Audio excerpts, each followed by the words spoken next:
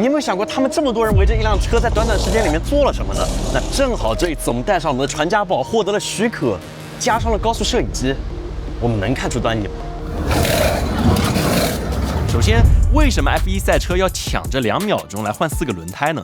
因为最后决定胜负的有可能就差这么1-2秒，赛车就能跑出去几十米。那如果赛车手想抢下这宝贵的时间，那他迎来的第一个考验就是如何把赛车一把精准停在设定好的区域之内。This spot is where I have to park. We need to be really within 10 and 10, so we have to 20 centimeters of accuracy, and then we have to be centered as well. So the middle of the car must be in that spot. 这是哈斯车队的车手 Oliver Bearman， 他告诉我们，哪怕车手只是稍微偏离了20公分，那整个团队都要对应的挪动位置，这会浪费宝贵的时间。How do you control so precisely though? This laser, you can see it on the floor. This laser is going onto our tire, so we see exactly when the laser is on our tire. That's where we stop. But also not too far in front or too far behind, because it's very important for the mechanics who chase the wheel going in with the gun. You have to park in the correct spot. 那现在我们把画面放到最慢来看一遍，你可以看到，当赛车还没有进入维修区时，20多名换胎人员就已经紧绷着身体，蓄势待发。最先接受挑战的是赛车正前方的前千斤顶手，他要面对的是在80公里每小时的限速之下急停的赛车。他将顶着赛车的力量，在赛车还未完全停止的时候，一边调整站位，一边将千斤顶插入赛车的前翼，在一瞬间将重达700多公斤的赛车抬起。那与此同时，车后的后千斤顶手也早早就位，因为他要留出空间让赛车进入停车区，所以会比前千斤顶手稍微慢一点。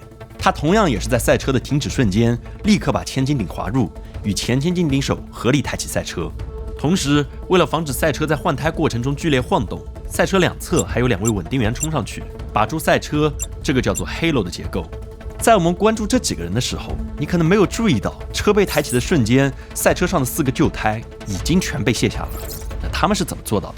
这是一把每分钟能够达到15000转的气动扳手，它是专门为了赛车换胎而设计的。在接近70倍的慢放之下，你仍然看不到它旋转的细节。早在赛车还在刹车滑行的时候，气动扳手操作员就已经早早地把气动扳手对准轮胎，跟着轮胎一起运动。只要找到机会就扣下扳机，扳手开始拧松螺母，直接卸胎。你甚至可以明显看到气动扳手工作时候发出的强力气流。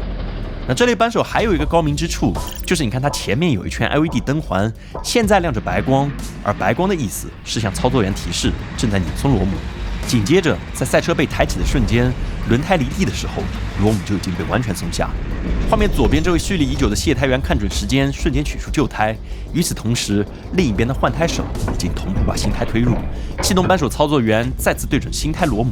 这时候你再看，扳手前方的 LED 灯已经从白色变为了蓝色，这说明扳手已经自动切换为了拧紧模式。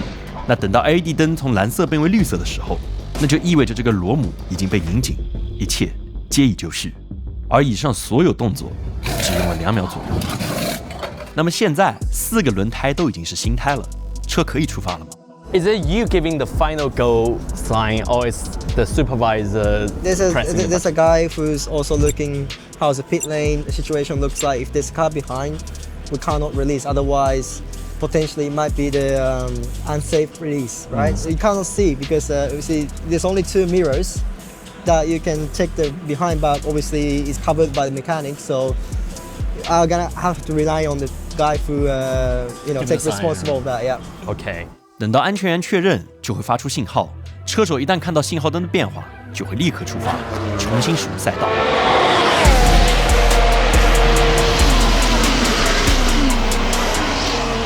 这个赛季全新的规则，使得停车区前翼的调整方式产生了变化，而车手的驾驶方式也会因为新规产生变化。So, firstly, new regulations. Anything changed from your end and the feeling of driving it?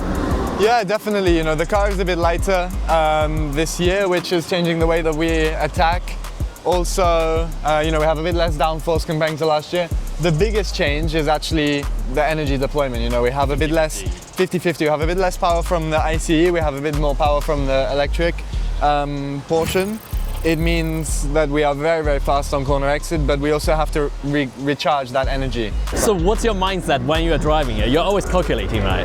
Yes, definitely now, especially now with all of the extra things that we are doing. It's very important to think forward, calculate everything. And my mindset is always to be as focused as possible. So we are looking forward to see the perfect pit stop and see you roaring on the track. Fingers crossed. Thank you so much. Thank you. Congratulations on the you. performance. 好了，这就是本期节目的全部内容。非常感谢 F1这次让我们领略到了赛车的速度和轰鸣，见识到如同艺术表演般的换胎。